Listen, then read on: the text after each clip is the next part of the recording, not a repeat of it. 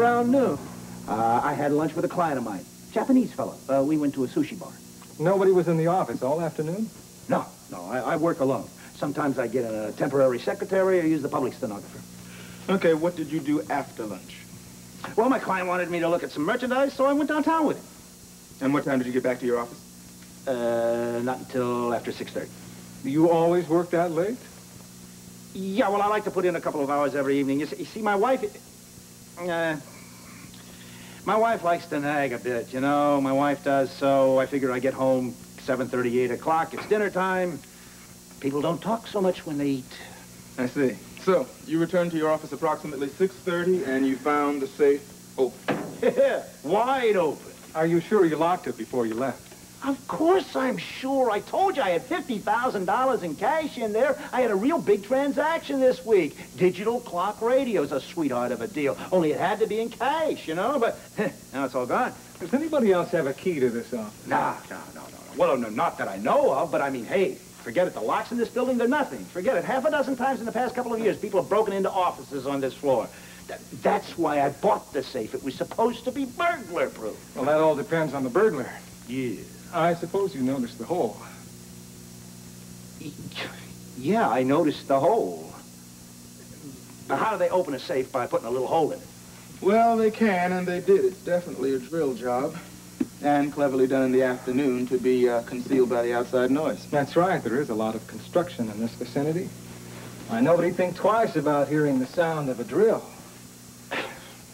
$50,000. Look, I'm a small businessman, you know. Mr. Herman, you are insured, I take it? Yeah, I'm insured. But you know what happens when you go to collect on a claim?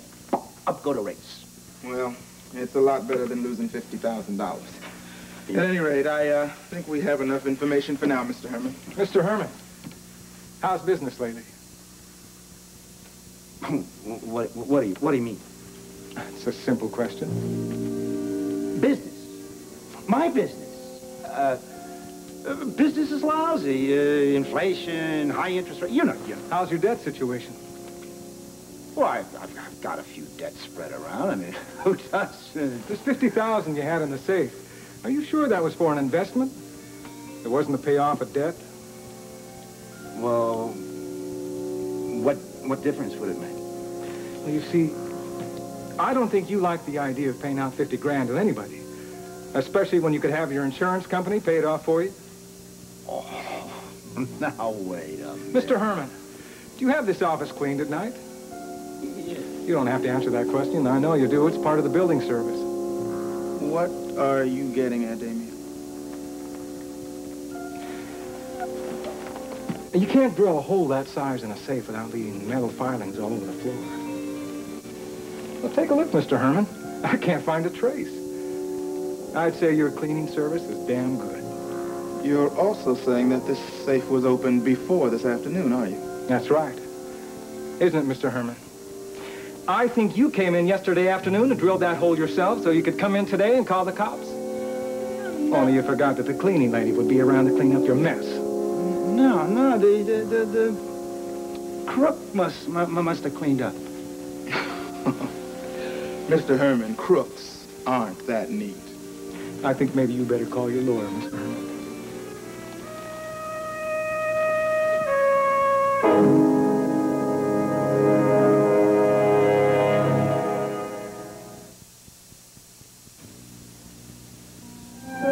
All right, Parrish. I know that you're just bluffing. Put down the gun, and we'll talk this over, all right? No. I'll do the talking and you do the listening. Now call your dogs off of me, Whitney, because I'll tell you something right now. Any investigation of those foreign bribes is going to be just as damaging to you as it is to me. I'm not the one who made those bribes, Parrish. You are. You and your cohort. That's not going to be difficult to prove either, that you acted independently. Who do you think the authorities are going to believe anyway, you or me? Besides, that's not what this whole thing is about anyway, is it? Oh, yeah? How come? You just used those bribes to cover up your own grand larceny, and Spencer can prove it. No, you've gone too far this time, Parrish. You painted yourself into a hole, and there's no way you're going to get out. Oh, I'll get out. Don't you worry. No, you won't. It's too late now, and you're just getting yourself in more trouble because you're going to add assault with a deadly weapon to your charges. Only that weapon isn't quite so deadly. You see, it's not loaded. Wrong, Whitney. Look. Now, I'm taking your little girlfriend with me. And I'll tell you something right now.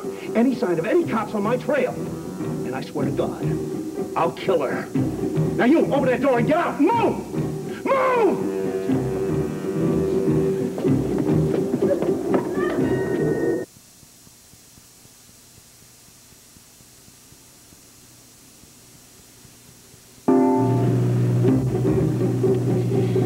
Please, look, this isn't going to do you any good to take me with you. You can't get away with this, so why don't you let me go? Hey, you're my security blanket, miss, so just keep driving. Well, tell me at least where we're going. Just away from here, that's all. As far away as possible. So keep on driving.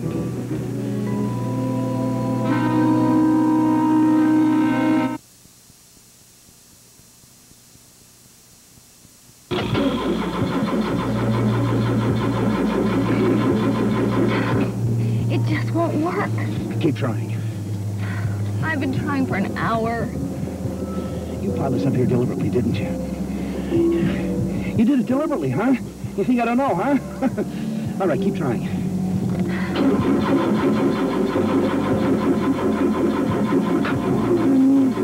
This isn't going to do any good. It won't start. There's nothing I can do. Look, if you don't believe me, why don't you try it yourself? Ooh, then maybe you can hold the gun for me, huh? Please, please, I wish you would point that at me.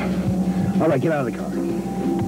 It's freezing out there. You want me to try? I will. Now get out of the car. The least you could have done was let me bring a coat. Hey, look, you wanted me to try, right? Okay, stand over there. And don't try to run away, because if you do, you won't get 5 yards before I use this. Stop!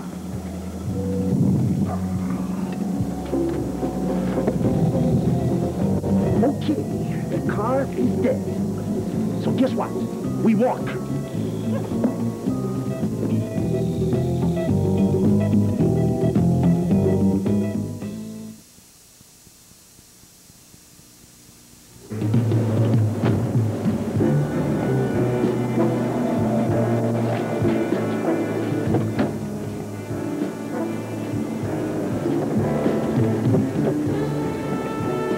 Robert C. Parrish, this is the car, all right, only where are they? He wouldn't have headed down the highway. He'd know he'd be spotted. He must have headed out in the woods. This is really crazy. I'm not a Girl Scout. Oh, stop complaining. Oh, please, I can't go any further. I'm freezing. You be quiet and keep moving. No! Parrish! This is the police! Stand right where you are. Who the hell is that? Now don't make my men shoot. We got you surrounded. Put the shotgun on the ground and your hands in the air. That's Derek Mallory, the chief of police. Don't come any nearer, or I'll shoot the girl! Now, Parrish, you won't do any such thing. You shoot her, we'll have to shoot you. That's no good. Oh, you're a